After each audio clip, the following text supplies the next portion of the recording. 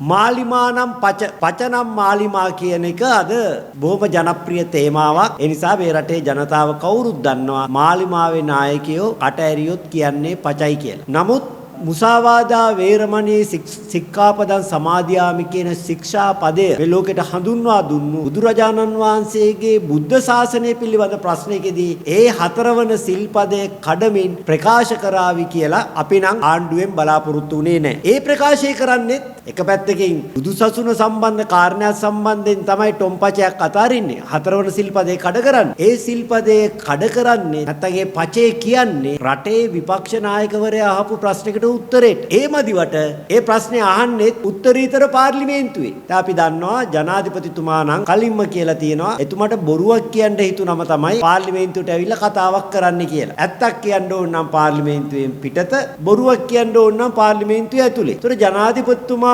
පාර්ලිමේන්තුව ඇතුලේ කතා කරනකොට අපි දන්නවා දැන් නම් ওই පචයක් තමයි කියන්නේ කියලා. ප්‍රශ්නයක්. හැබැයි දැන් කතානායකතුමා ජනාධිපතිතුමාගේ අඩිපාරේ යමින් පාර්ලිමේන්තුවේ Taman කියන්නේ පචයි කියන එක ප්‍රසිද්ධ ප්‍රකාශයක් කළ යුතුයි කියලයි අපි හිතන්නේ. පාර්ලිමේන්තුවේ විතරක් නම් බොරු කියන්නේ අපිට ඒකට හිත අදාගත හැකි. දැන් ජනාධිපතිතුමා නම් කියලා තියෙන එතුමා පාර්ලිමේන්තුවේ බොරු කියනවා එළිය ඇත්ත කියනවා. හැබැයි දැන් බැලින්නම් ඇමතිවරු පාර්ලිමේන්තුවේ ඇතුළෙත් කියන්නේ බොරු, පාර්ලිමේන්තුවෙන් පිටත කියන්නේ බොරු. ජනමාධ්‍ය අමාත්‍ය මාධ්‍ය ප්‍රකාශක නලින්ද ජයතිස්ස ඇමතුමා ඊයේ එහෙම නැත්නම් ජනමාධ්‍ය ඇමතුමා අගෝස්තු 4 වෙනිදා මාධ්‍ය හමුවේදී මාධ්‍යවේදී ඇමතුමාගෙන් මේ මහානායක ස්වාමින් වහන්සේලාගේ ලිපිය පිළිබඳ ප්‍රශ්න කරනවා. එතකොට නලින්ද ජයතිස්ස ඇමතුමා කියන්නේ එවැනි ලිපියක් ගැන Tamanට දැනුම්වත් භාවයක් නැහැ කියලා. අපි පොඩ්ඩක් ඒ වීඩියෝ බලමු.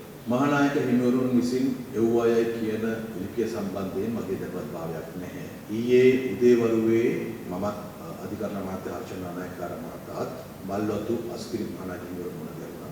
නඩු කටයුතු කාර්යක්ෂමව ඉක්මන් කර ගැනීම සඳහා අධිකරණයේ සිදුවන ප්‍රතිසංස්කරණය පිළිබඳව කාගවත් විරෝධයක් නැහැ. උන්වහන්සේලාගේ තේ විරෝධයක් නැහැ. උන්වහන්සේලා කිව්වා මේ අපි එකක් තමයි අපේ රටේ පවතින අධිකරණ ප්‍රමාණය වැඩි කරන්න කටයුතු කරනවා කියන්නේ. ඒ වගේම අධිකරණයේ පුරප්පාඩු කිරීමට කටයුතු කරන බවක් කිව්වා. අතරම මහානායක හඳුනවාන්සලා විශේෂ මල්වතු අස්කිරි මහානායක හඳුනවාන්සලාට තිබුණු එකම කරුණ තමයි අපෙන් දැනගන්න මේ ව්‍යවස්ථා සංශෝධනය එක විනිශ්චයකාරවරයෙක් ඉලක්ක කරගෙන පමණක් සිදු කරන එකද කියන්නේ. අපි පැහැදිලි කරාට පස්සේදී 22 වන ව්‍යවස්ථා සංශෝධනයේ සිදුවන්නේ උප්‍රමාධිකරණ ශ්‍රේෂ්ඨාධිකරණයේ සහ අභියාචනාධිකරණයේ විනිශ්චයකාරුන්ගේ වයස අවුරුදු දෙකකින් වැඩි කරන එක අධිකරණ සේවා පනත් සංශෝධනය කිරීමෙන් දිසාධිකරණවල මහේස්ත්‍රාත් අධිකරණවල ඇතුළු සියලුම විනිශ්චයකාරුන්ගේ වයස විශ්‍රාම වයස අවුරුදු දෙකකින් වැඩි කරනවා කියලා පැහැදිලි කරලා දුන්නා. අධිකරණ පද්ධතියේ විනිශ්චයකාරුන්ගේ වයස සීමා විශ්‍රාම වයස වැඩි කරලා අධිකරණයට මේ කරන ප්‍රතිසංස්කරණ කරා ජනතාවට සහනයක් ලැබෙනවා කියන එක පිළිබඳව උන්වහන්සේලා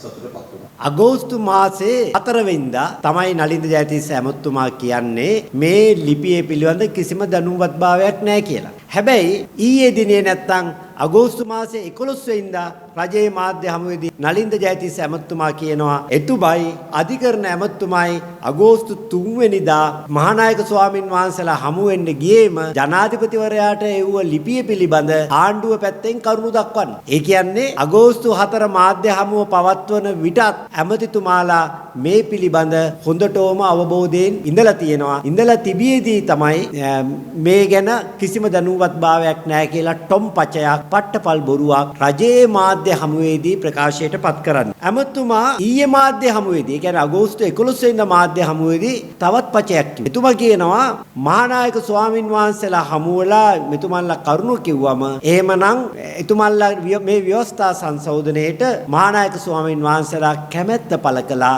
ආශිර්වාද කළා කියලා. අපි මේ වීඩියෝවත් පොඩ්ඩක් බලලා ඉමු. කැබිනට් ඉදිරිපත් කරන කලින් අපි උන්වහන්සේලා හමු වෙලා විශේෂයෙන් මමත් හර්ෂණ නානායකකාර අධිකරණ ඇමතුමත් කරුණු පැහැදිලි කිරීමක් කරා. අපේ පැත්තෙන් අපි අදහස් දක්වුවා. ඒතර අපි බලාපොරොත්තු වෙන්නේ කැබිනට් මණ්ඩලයේ මේ ව්‍යවස්ථා සංශෝධනය සහ අනස් සංශෝධනය ගෙනෙන කලින් උන්වහන්සේලා මේ කරුණු ඉදිරිපත් කරන අපි යනවා අස්කිරි මල්වතු සහ රාමායන මහානිකායන් වල අතිගෞරවනීය මහානායක ස්වාමීන් වහන්සේ කරුණු ඉදිරිපත් කරා. අපිට අමරපුර මහානායක හඳුන්වන ගෙනෙන පුළුවන්කම ලැබුණේ. ඊට පස්සේ උන්වහන්සේලා සාවධාන වෙනකන් දීලා ඒ අනුව ජනතාවගේ නඩු කටයුතු ඉක්මන් වෙනවා නම් ඒ කාර්යක්ෂම වෙනවා නම් ඒ විධිමත් වෙනවා නම් ඒ ඵලදායී වෙනවා නම් සහ ජනතාවට තිබෙන පීඩනය අඩු වෙනවා නම් සහ යුක්තිය පිළිබඳ ජනතාවගේ විශ්වාස වැඩි වෙනවා නම් ඒ සියලු කටයුතු පිළිබඳව කැමැත්ත පළ කළා ආශිර්වාද කළා. නලින්ද ඇමතිතුමා බය නැතුව ඒ පචේ කියන්නේ ඒ කියන්නේ මහානායක හාමුදුරුවෝ 22 වන සංශෝධනයේට කැමැත්ත පළ කළාය ආශිර්වාදයේ පළ කළාය කියන පචේ කියන්නේ මහානායක ස්වාමින් වහන්සේලාගේ ඒකාබද්ධ ප්‍රකාශය හෙළිදරව් වෙන එකක් නෑයි කියන උපකල්පනය මත. මොකද මහානායක ස්වාමින් වහන්සේලාගේ ප්‍රකාශය තුල උන්වහන්සේලා පැහැදිලිවම මේ ව්‍යවස්ථා සංශෝධනය නතර කරන්න කියලා තියෙනවා. ඉතින් මහානායක ස්වාමින් වහන්සේලා සිව්නම ඒකාබද්ධව යම් ස්ථාවරයක් ගත්තට පස්සේ කවදාකවත් උන්වහන්සේලා වෙන වෙනම ඊට පරස්පර ස්ථාවරයක් ගන්නේ නැහැ. මේ ලියුම කවදාකවත් එළිදරව් වෙයි කියලා හිතුවේ නැති නිසා නලින්ද ඇමතුමා උන්වහන්සේලා අපිට කැමැත්ත පළ කළා කියලා පචයක් මාධ්‍ය හමුවේ කිව්වා. හැබැයි මේ වෙන විට මහානායක ස්වාමින් වහන්සේලාගේ ප්‍රකාශය එළියට ඇවිත් තියෙනවා. මේ තියෙන්නේ මහානායක ස්වාමින් වහන්සේලා ඉදිරිපත් කරපු ඒකාබද්ධ ප්‍රකාශය. මේ තියෙන උන්වහන්සේලාගේ අත්සන් 4 මේ ප්‍රකාශයේ අවසාන ඡේදයේ උන්වහන්සේලා මෙහෙම කියනවා. තාම වැදගත්. එයින් අධිකරණ කටයුතු කාර්යක්ෂමව පවත්වාගෙන යාමට අවශ්‍ය පුළුල් වැඩපිළිවෙලක් අදාළ සියලු අංශ සමග සාකච්ඡා කොට ක්‍රියාත්මක කිරීම යෝග්‍ය බව ප්‍රකාශ කරන අතරම අධිකරණයේ ස්වාධීනත්වයේ සම්බන්ධයෙන් ප්‍රශ්නාර්ථයක් නැංවිය හැකි ව්‍යවස්ථා සංශෝධනයක් මෙම අවස්ථාවේ සිදු කිරීමෙන් වැළකී සිටීම සුදුසු බව ගරු ජනාධිපතිතුමන් වෙත ඉතාධ්‍යාශයෙන් යුතුව සිහිපත් කරනු කැමැත්තෙමු.